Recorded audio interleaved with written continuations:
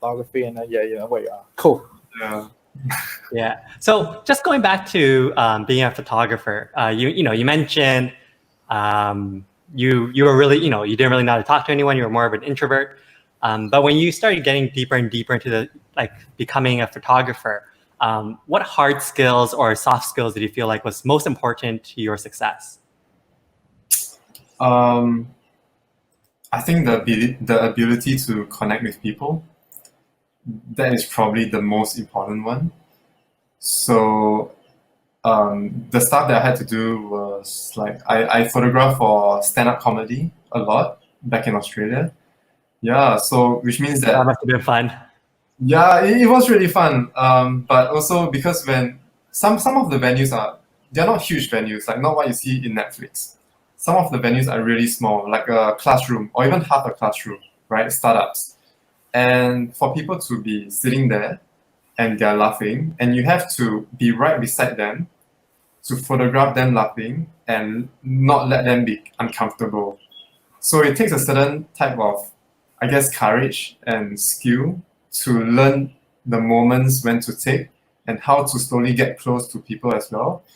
And then, doing group photos, have to make people laugh, and yeah, connecting with clients, how to make them, I guess, be more comfortable, because a lot of clients, they are very awkward in front of the camera, right? Even right now, like if I have a camera in front of me right now, I'm feeling awkward. So how do I talk to them, and how can I make them remember the important things in their life to make them a bit more relaxed, so that I can capture the more genuine moments? So it's a lot about human interaction, and yes, it is about photographs. There is that aspect of it, but I'll say it's 50-50. Yeah. Wow. And how did you go from this introverted kid to becoming someone comfortable and to lead and create that space for people to feel comfortable around you? Yeah, I guess we are lucky that I guess in the whole world there isn't just extroverts. So there are introverts as well. And of course you attract the people who, I guess, have the same personality. So then I was lucky to get into wedding photography, where I felt that my personality actually comes in quite handy. So if you imagine, some people are a bit quieter, and especially when you photograph like the couple and their parents, they could be a little bit shy as well. And you don't want to be, hey auntie, like let's take a photo, and they'll be like all freaked out, like who is this weird guy right now wanting to take our photos?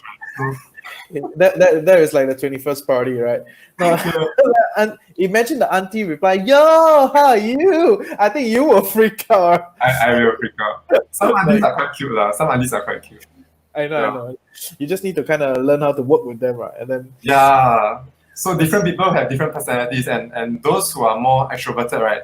Then I have to be fun as well. I have to act fun as well.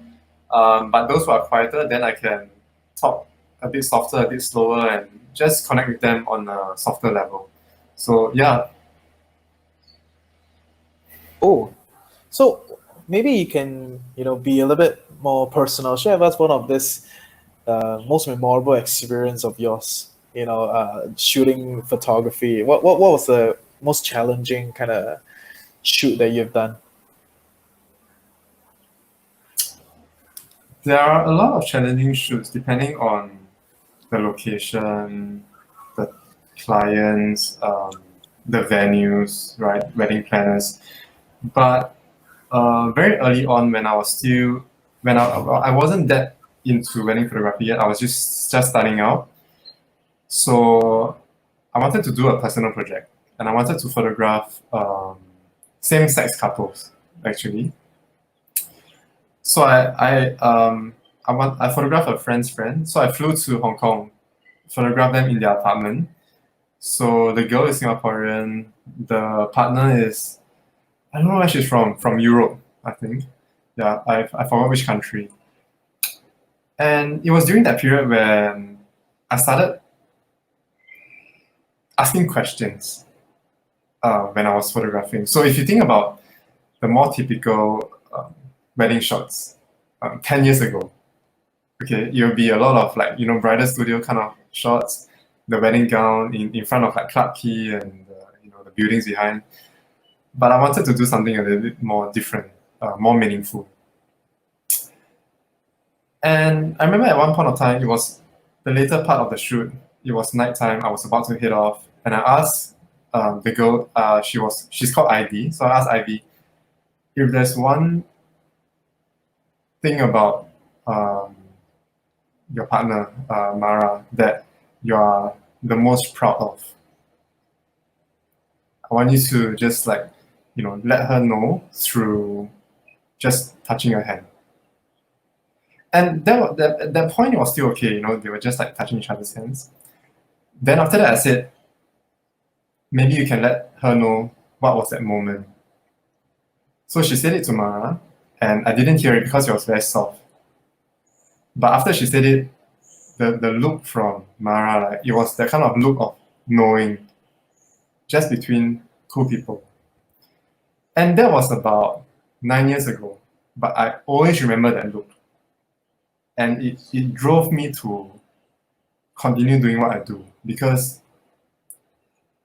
the things that we don't know as photographers, but there's a lot of story behind couples and people, that sometimes people just need the permission to say and to do things, right? So in a way, we're not really taking photos, but sometimes we're giving them permission to mend a relationship, or to say sorry, or to say thank you.